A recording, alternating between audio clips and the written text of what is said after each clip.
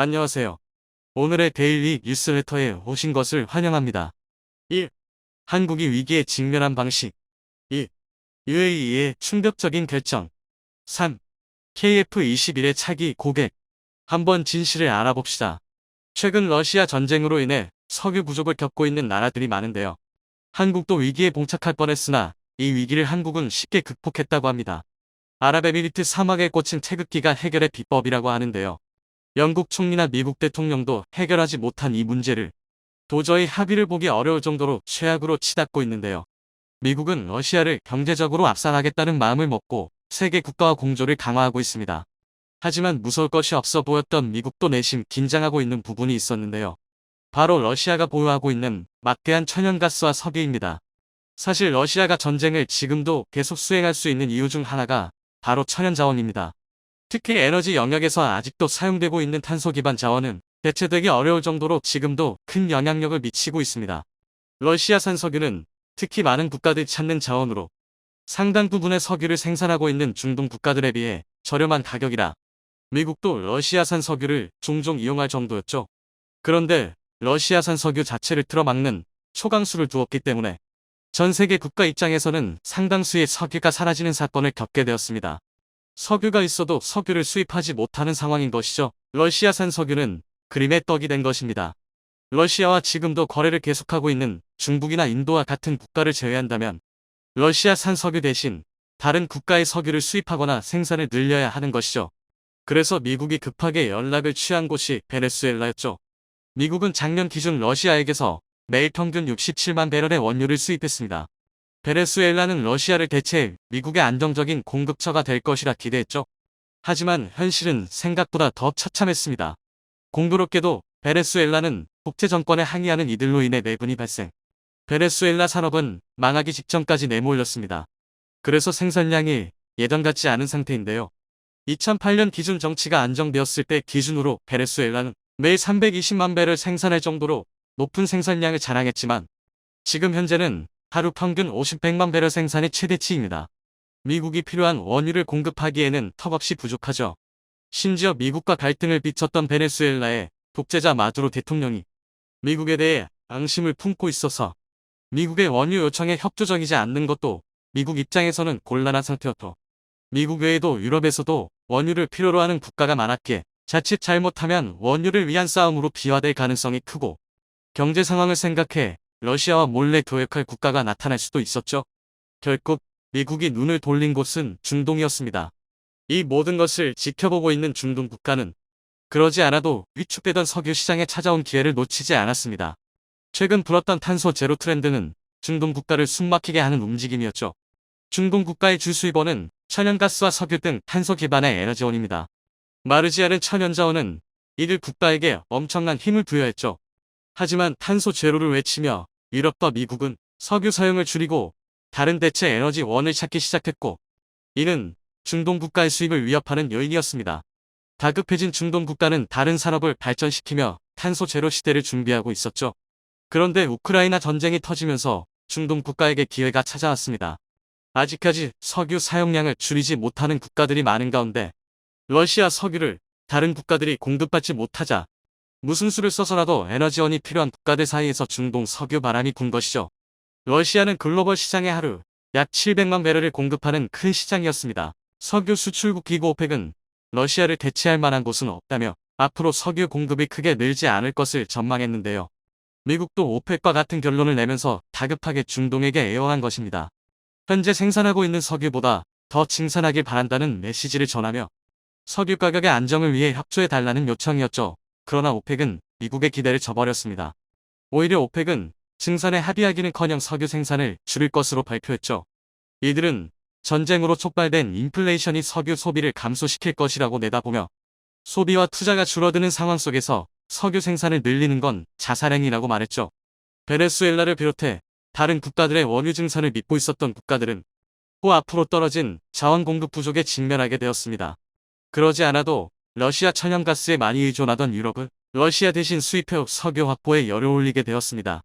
제일 먼저 나선 것은 영국이었습니다.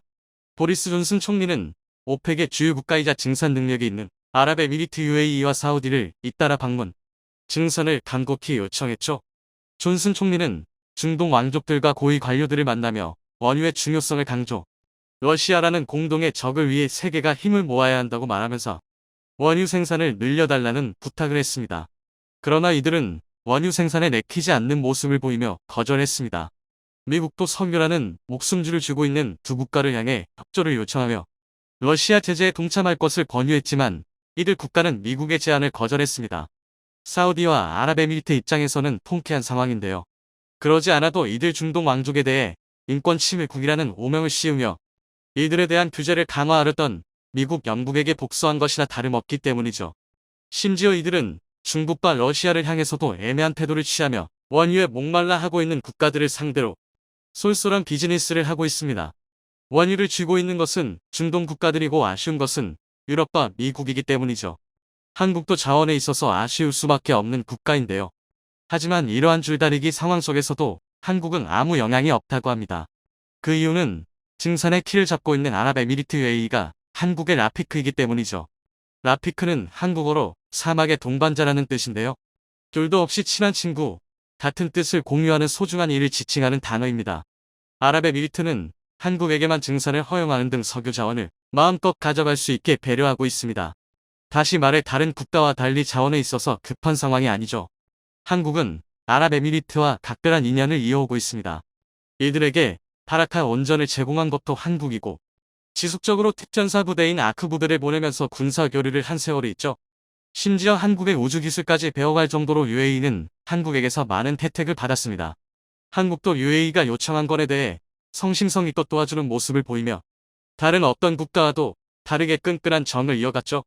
UAE가 가장 중요하게 생각하는 석유 자원도 한국에게는 특별 대우라고 지칭해도 좋을 만큼 아낌없이 지원해 주었습니다.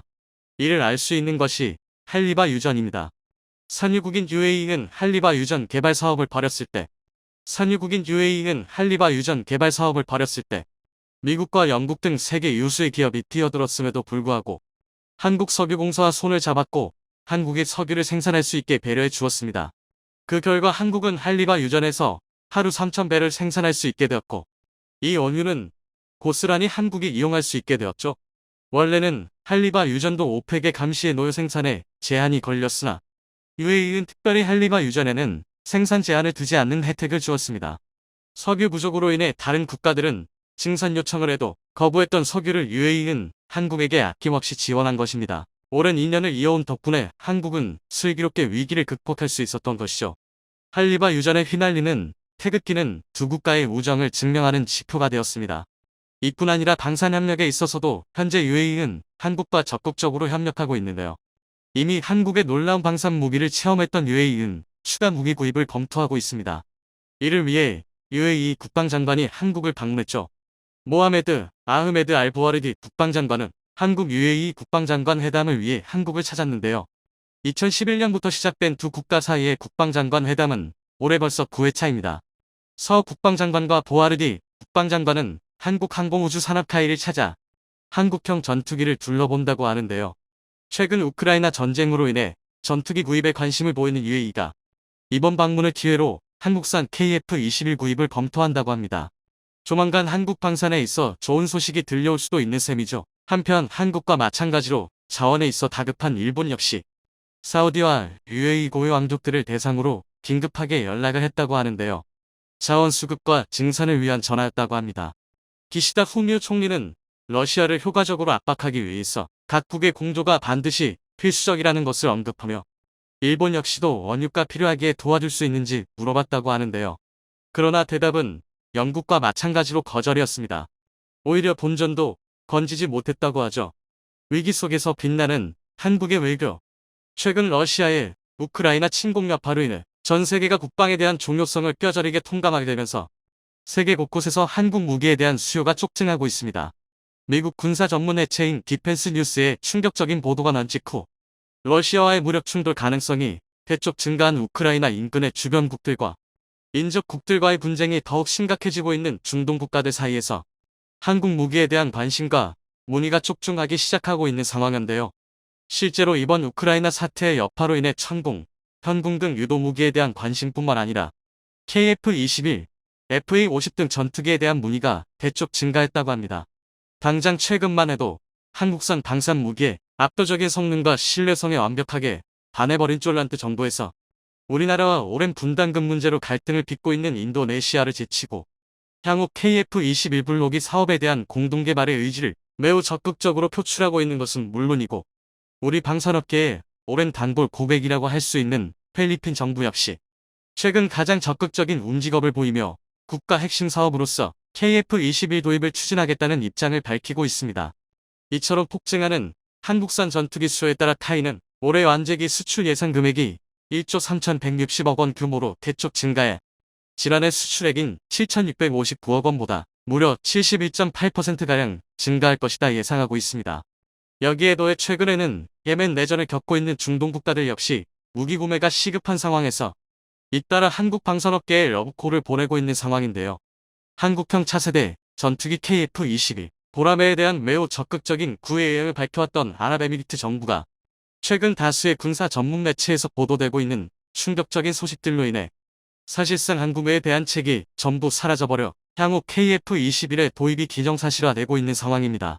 실제로 당시 모하메드 알보아르디 UAE 국방특임 장관은 서울에서의 장관급 회담을 마친 뒤 무려 440km 떨어진 경남 사천시 한국항공우주산업을 직접 방문해 KF-21, T-50, 소형무장 헬기 등 주요 무기 체계 생산시설과 차세대 위성 관련 개발 현장에 깊은 관심을 표했는데요.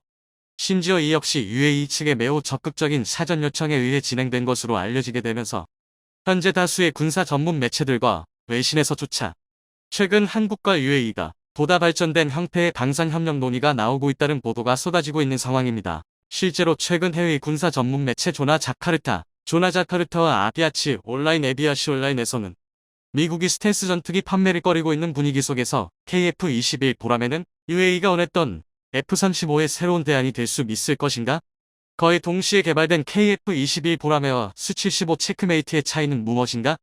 기사를 통해 현재 UAE가 한국산 전투기 도입에 극도의 관심을 보이고 있는 이유를 심층 분석해 나가고 있었는데요. 매체는 그간 UAE가 역사적으로 오랜 파트너십을 구축해온 미국과 유럽에게 무기를 수입해왔고 현재 UAE가 기존에 운용하던 노후화된 전투기를 교체하는 과정에 높인 가운데 최근 급격하게 변하기 시작한 중동의 정세와 맞물려 이제 새로운 파트너를 찾게 되었다고 전하고 있었습니다. 당초 트럼프 행정부 시절 UAE는 미국과의 F-35, 50대 수출에 대한 논의를 적극적으로 타진해 나가고 있었지만 미국 정치권 내에서 UAE가 F-35를 무려 50대나 보유하게 될 경우 오히려 이란을 자극해 중동의 정세가 더욱 급속도로 불안해질 수 있다는 판단하에 판매를 중단한 것이었습니다. 급격히 불안해진 중동의 정세 속에서 매우 심각한 안보 공백이 생겨버린 UAE는 다급히 새로운 대안책을 찾아야만 했는데요. 이에 당초 UAE가 다급히 시선을 돌린 곳은 바로 러시아제 무기였습니다. UAE는 이미 이전에도 러시아제 무기들을 여러 차례 구입한 적이 있어 운용과 도입에 상대적으로 부담이 적었고 당초 UAE가 F-35와 같은 스텔스 전투기 도입을 고집해왔기 때문에 러시아산 무기 도입은 다급히 안보 공백을 메워야만 했던 UAE에게 최선의 대안책이라고 할 수 있었습니다. 심지어 지난해 모스크바 항공수 박람회에서 전격 공개된 러시아산 신형 스텔스 전투기인 수-75 체크메이트는 미국 F-35의 3분의 1 가격에 해당되었기 때문에 UAE 국방부는 고민조차 하지 않고 막대한 자금을 조달한 것으로 분석되었는데요. 특히 체크메이트를 생산한 러시아 통합항공기 제작사 UH 측은 그동안 여러 항공기 메이커를 인수합병하는 과정에서 무려 8조 3천억 원에 달하는 채무로 깊은 고민에 빠져 있었기 때문에 이때까지만 해도 UAE와 러시아 측의 이해관계는 서로 원활하는 관계라고 할 수 있었습니다. 물론 체크메이트는 개발 단계부터 지나친 원가 절감이라는 한계성 때문에 완전한 스텔스 능력을 발휘하는 것에 다소 회의적이라는 평가가 나오고 있었지만 그림에도 불구하고 KF-21과 비교해 성능이 비슷하거나 다소 우수한 레이더 반사면적 적합 조치를 취한 것으로 평가되기도 했죠. 실제로 이 때문에 세계 각국의 군사 전문가들 사이에선 러시아의 체크메이트가 한국산 보라매의 가장 큰 라이벌로 금부상하게 될 것이라는 분석이 나오고 있었습니다. 그러나 최근 몇 달 사이 우크라이나 전쟁에서 막대한 피해를 입은 러시아가 당장 전선에 보낼 전투기도 부족한 상황, 충격적인 진실이 밝혀짐과 동시에 자국의 스텔스 전투기 중 거의 대부분의 기종을 전면 수출 중단하기로 결정하면서 당초 중국과 인도, 일부 중동 국가들에 대한 수출이 원천 차단된 것으로 전해지고 있습니다. 심지어 더욱 충격적인 사실은 일부 기종의 경우 향후 10년 이상 수출이 완벽하게 불가능할 것으로 전해져 이들 국가들에선 다급히 대안책을 모색하고 있는 상황인데요. 특히 지난해까지만 해도 미국의 F-35와 성능이 찔적할 것이라는 역대급 호연장담을 해오던 러시아의 Su-75 기종은 아직까지 단 한 번도 성공적인 시험 비행조차 마치지 못했으며 현재까지는 그저 컴퓨터 그래픽 상에서만 존재하는 항공기 모델이라는 충격적인 진실이 전해지고 있습니다. 엎친 데 덮친 격으로 대표적인 러시아의 수출용 전투기로 계획된 수-57과 수-75 두 기종 모두 앞으로 최소 10년간 대외 수출이 아예 불가능할 것이라고 디켄스 뉴스는 분석했는데요. 이는 최근 러시아가 우크라이나와의 무력 충돌 과정에서 광범위한 지역의 패배가 기하급수적으로 누적되기 시작하자 다급히 자국의 주요 방위산 업체들의 미사일과 탄약 생산을 최우선적으로 늘릴 것을 지시한 것으로 알려졌기 때문입니다. 이에 따라 필연적으로 러시아군의 향후 전투기 생산량은 급감하게 될 수밖에 없는 상황이며 심지어 무려 1년 가까이 지속된 서방 측의 테러 제재로 인해 전투기 생산에 필수적인 반도체와 주요 항공기 부품이 매우 부족해서 항공기 생산에 필요한 핵심 공작 기계의 가동이 대부분 중지된 상태인 것이죠. 실제로 현재 이러한 초유의 문제들도 안고 있는 러시아군 전투기들은 우크라이나 전선에서의 무리한 출격과 생산 공장의 급조, 부품 부족에 따른 정비 소홀과 불량률 증가라는 억대급 대환장 콜라보로 인해 최근 터무니없는 추락사고가 하루가 멀다 하고 발생하고 있는 상황입니다. 결과적으로 가장 발등에 불이 떨어졌다고 할 수 있는 UAE 쪽에선 다급히 자국의 심각한 안보 공백을 완벽하게 채워줄 만한 새로운 국방협력 파트너를 물색하는 과정에서 최근 한국 방산업계와의 대규모 협력 강화를 추진하고 있다고 다수의 매체들은 분석하고 있습니다. 또한 UAE가 러시아 스텔스기의 도입이 재차 좌초된 상황에서 현재 4.5세대 전투기 중 최고의 성능과 무장 탑재량을 보유하고 있는 KF-21이 가장 우수한 대안책으로 급부상하고 있는데요. 실제로 지난 방한 당시 직접 카이를 방문해 한국의 방산산업 역량에 대한 극찬을 아끼지 않았던 알보아르디 장관은 한국과 UAE 간의 방산 협력이 가장 최우선시 되어야 한다. 재차 강조했을 정도로 현재 UAE는 한국 방산업계에 거는 기대감이 엄청나다고 할 수 있었는데요. 그 이유는 바로 최근 급속도로 악화되기 시작한 중동의 정세 속에서 UAE는 최대한 빠른 시일 내에 강력하고 검증된 다양한 무기를 신뢰할 수 있는 국가에게서 안정적으로 도입해야만 하는 상황이기 때문이었습니다. 그런데 사실 이러한 UAE의 까다로운 조건들을 모두 만족시킬 수 있는 국가가 현재 전 세계에서 오직 한국만이 유일하다고 할 수 있는 상황인데요. 게다가 최근 글로벌 방산업계의 다크호수로 떠오르고 있는 한국 무기의 가장 큰 경쟁력은 다른 국가들과의 이해관계가 다소 옅은 중립국이라는 이점과 가격 대비 성능이 압도적이고 방위산업 후발주자인 점 등을 최고의 장점으로 꼽고 있었습니다. 실제로 한국은 정치적으로 중립국을 표방하고 있기 때문에 수출 경쟁국인 러시아와 중국 무기에 비해 무역 제재 등의 리스크가 없습니다.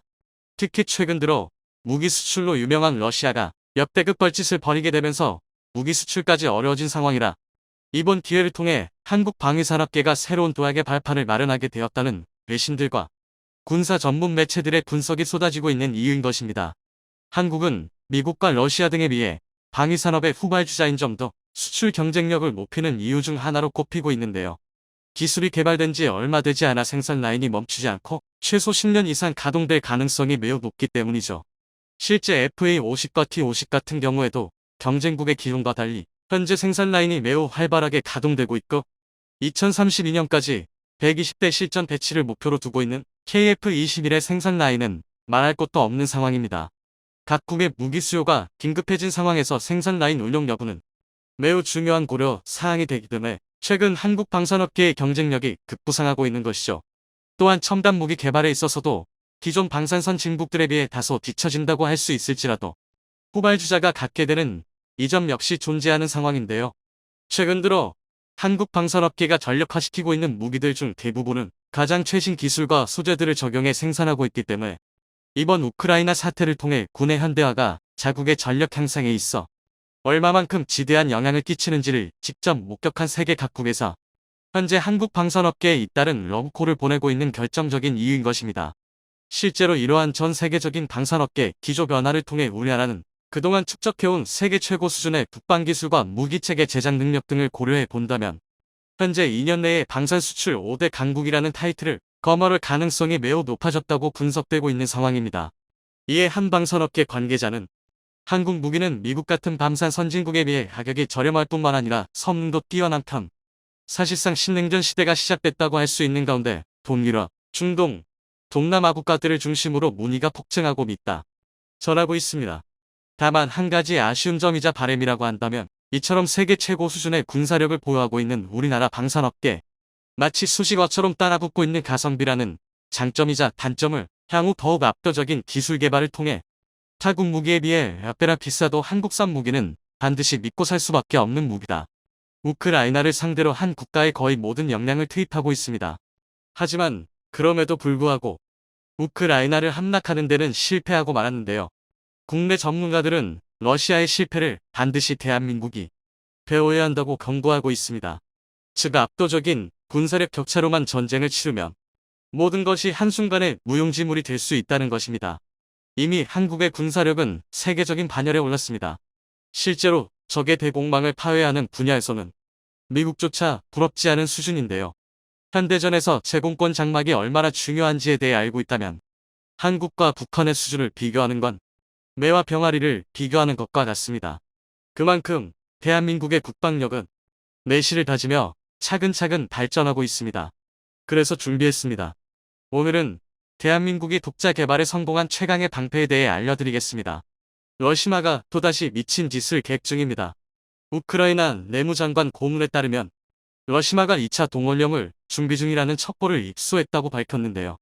이 주장에 따르면 블라디미르 푸틴은 최근 전쟁이 자신이 원하던 방향으로 흘러가지 않자 전쟁의 장기화를 노리고 무차별 진집을 계획하고 있다는 것입니다. 무차별 폭격으로 우크라이나의 모든 기반 시설이 파괴되고 서방이 지쳐서 나가떨어질 때까지 이 전쟁을 질질 끌겠다는 심산인데요. 그리고 충격적이게도 이를 위해 푸틴이 선택한 방법이 한마디로 시간을 벌기 위해 러시아 국민으로 인간 방패를 세우겠다는 건데요. 이로 인해 내년 1월쯤 러시아는 2차 동원령을 선포하고 50, 70만 명의 인원을 징집할 계획입니다. 이는 1차 동원령 30만 명의 2배가 넘는 엄청난 수치입니다. 가뜩이나 땅은 무식하게 넓고 인적 자원은 한 줌밖에 없는 러시아에서 50만, 70만 명의 성인 남성을 전쟁터로 몰아넣는 건 빈대 잡겠다고 촉가상간 불태우는 짓과 다를 게 없습니다.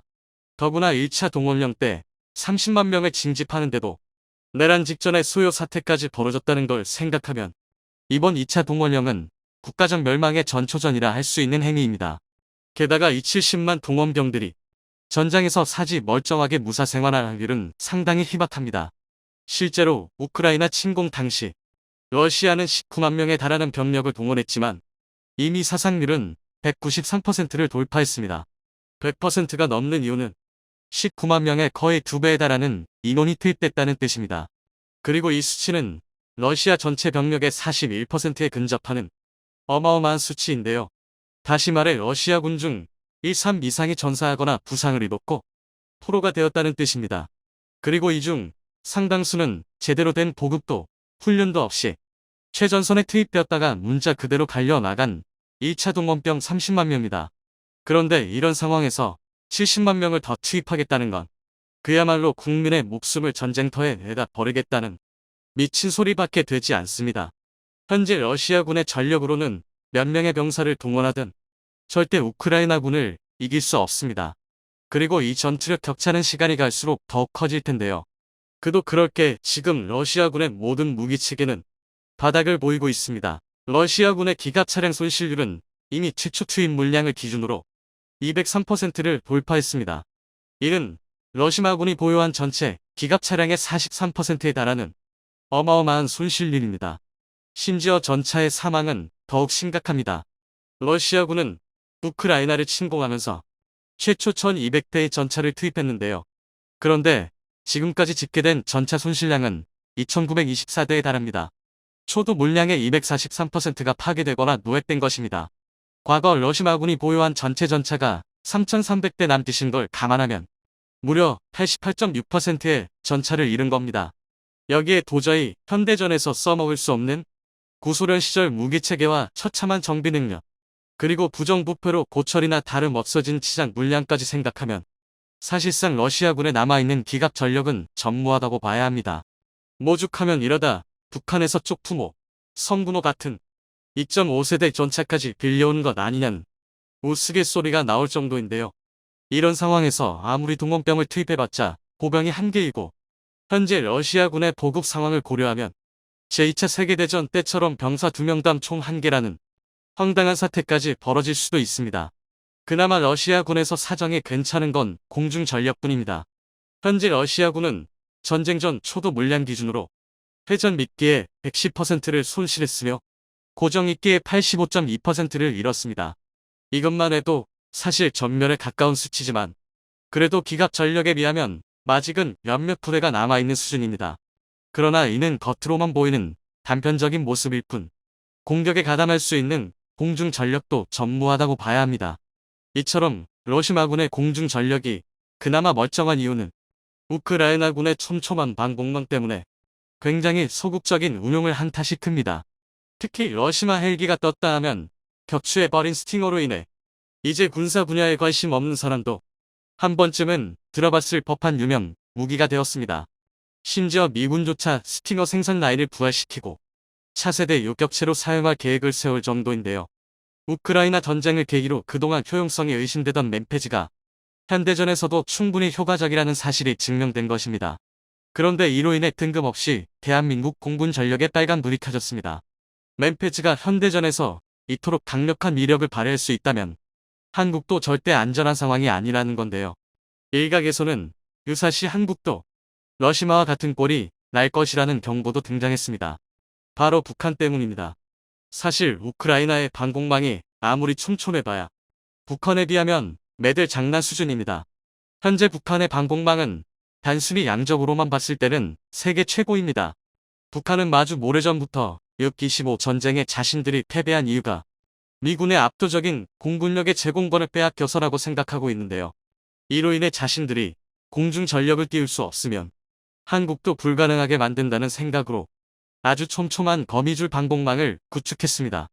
단적인 예로 북한은 다수의 이글라 지대공 미사일로 자국군을 무장하고 있습니다. 이글라는 사거리 5.2km, 상승한도는 3.5km 수준의 구식 맨페즈지만 이런 단거리 대공 방어 무기만 무려 14,000여 대를 보유하고 있습니다. 더군다나 한국이 보유한 대형 공격 헬기가 100여 대에 불과하다는 것과 비교하면 북한의 이 수치는 가히철벽이라는 표현도 막깝지 않습니다. 하지만 그렇다고 해서 한국의 헬기 전력이 고작 북한의 맨페즈 때문에 무용지물이 된다는 것은 아닙니다. 그래도 북한의 위협에 대응책을 마련해야 하는데요. 그런데 얼마 전 한국이 엄청난 해법을 등장시켰습니다. 한국은 이미 전 세계에서 6번째로 더크 자체 개발에 성공했고 실전에 배치 중인 군사 강국입니다. 더크는 지향성 적외선 대응책을 뜻하는데요. 현대의 대공 미사일은 대부분 적외선 유도 방식을 채택하고 있습니다. 물론 미사일의 크기가 클수록 관성법, GPS, 디지털 명상 참조, 레이더 명상 참조 등 다양한 추적 방식을 동시에 사용하지만 그래도 가장 기본은 적외선 추적 방식입니다. 특히 맨페즈처럼 소형인 경우에는 대부분이 적외선 유도 방식을 사용하는데요. 그 이유는 적외선 유도 방식이 일단 값이 싸고 목표물의 여론을 맹목적으로 쫓아가는 방식이라 스텔스 기체를 상대로도 상당히 효과적입니다. 꼭 스텔스기가 아니라 하더라도 현대의 전투기, 헬기는 다양한 미사일, 교란 장비를 탑재하고 있지만 엔진에서 발생하는 열 자체를 숨기는 것은 불가능합니다. 이런 이유 때문에 거의 대부분 유도 미사일에는 적외선 유도 방식이 들어가는 것입니다. 그런데 더크는 적외선 방식의 유도를 기만시켜주는 최첨단 기만 체계입니다. 적외선 유도 방식을 최대한 간략하게 설명하자면 미사일 앞에 열 탐지 카메라를 매달고 이를 바탕으로 주변의 가장 강력한 여론을 향해 날아가는 방식인데요. 그런데 더크는 적외선 유도 미사일에서 뿜어져 나오는 전자기 스펙트럼을 포착해 조종실의 미사일 접근 경보를 울리는 동시에 회전식 열상 카메라에 미사일의 위치와 방향 정보를 전달합니다. 그리고 이 정보를 전달받은 회전식 열상 카메라는 접근 중인 적외선 유도 미사일을 탐지 추적 조준하고 기만 광원 장치가 고출력 충족외선 기만 광원을 발사합니다. 즉 레이저 형태의 아주 강력한 적외선을 투사해 대공 미사일의 적외선 카메라를 무력화하는 건데요. 좀 더 알기 쉽게 비유하자면 어두운 방만에 있던 사람에게 갑자기 아주 강력한 플래시를 비춰서 일순간에 눈을 멀게 만드는 것과 같은 원리입니다. 그럼 결국 시각 정보를 잃은 미사일은 땅으로 옴두박질 치거나 목표를 잃고 추락해버립니다. 더구나 한국의 더크는 초단위의 짧은 시간으로 미사일을 격추하는 게 가능하고 완전 능동식이라 조종사의 개입 없이도 자동으로 상황을 판단하고 미사일을 무력화할 수 있습니다. 이런 뛰어난 기만 성능 덕분에 더크는 대공 방패의 최종 진화형이라고 불리는데요. 하지만 지금까지도 한국을 제외하면 전 세계에서 미국, 프랑스, 이탈리아, 이스라엘, 러시아만이 더크 자체 개발에 성공했을 만큼 굉장히 높은 수준의 군사 기술이 필요합니다. 오죽하면 2014년 우리 군이 미국의 더크 판매를 요청했지만 미국이 군사 비밀을 이유로 거부당했을 정도입니다. 미국이 만판다고 못 만들었던 건 이미 수십 년 전의 한국 얘기입니다. 우리 기술진들은 미국의 판매를 거부당한 지 고작 4년 만에 더크 개발에 성공해버렸는데요. 하지만 일각의 전문가들은 아직 한국의 더크 기술이 정점에 오르지 못했다고 평가하고 있습니다. 그 이유는 헬기에 더크를 탑재는 했지만 가장 중요한 전투기에는 더크를 탑재하지 못했기 때문인데요. 북한의 방공망에는 맨피즈뿐만 아니라 상당히 위협적인 중장거리 미사일도 상당히 포진해 있습니다. 일례로 북한의 번개 5호는 우크라이나군이 러시아 전투기 요격에 요긴하게 사용하고 있는 S-300과 유사한 성능을 보유하고 있습니다. 우크라이나군이 보유한 S-300은 미사일에 따라 최대 200km까지 요격 가능한 우수한 지대공 무기 체계입니다. 그러나 S-300도 더크를 탑재한 전투기 앞에서는 빛이 바를 수밖에 없습니다. 그 이해로 러시아군의 수-57을 들 수 있습니다. 수-57은 시제기 11대밖에 생산되지 않은 프로토타입 전투기지만 아직 단 1대도 손실되지 않으면서 더크 탑재 전투기 위력을 증명하고 있습니다. 게다가 수-57은 우크라이나 서부나 키이우 같이 가장 방공망이 촘촘한 곳을 폭격할 때 투입되었는데요. 이는 수-57이 스텔스기인 덕도 있지만 더크를 앞세워 우크라이나 지대공 미사일의 적외선 추적을 무력화했기 때문입니다. 그만큼 스텔스기와 더크의 조합이 전투기의 작전 영역을 기하급수적으로 확대할 수 있다는 방증입니다. 즉 더크는 스텔스 전투기의 최종 진화형이라고 할 만한데요. 그리고 대한민국 또한 이 스텔스 전투기의 최종 진화를 준비 중입니다. 그것은 바로 KF-21입니다. 실제로 에드는 2030년까지 KF-21 탑재형 더크를 개발하고 있는데요. 우선 1단계로 2025년까지 40지 이상을 견디는 고기동 미사일을 탐지하는 것을 목표로 하고 있습니다. 앞서 말했듯 더크의 작동 방식은 미사일의 탐지부터 시작되기 때문입니다. 이후 빔 제어 연구 사업, 기만 기술 사업이 단계적으로 진행될 예정인데요.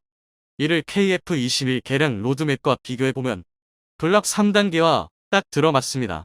KF-21 블럭 3과 더크의 동시 개발은 우리 공군 전력을 극대화할 수 있는 방법입니다. 만약 이것까지 개발 완료되면 첨단 군사 무기 분야에서 압도적인 방어력은 물론이고 스텔스기하는 압도적인 공격력도 확보하게 되는 것인데요. 이 놀라운 기술력을 바탕으로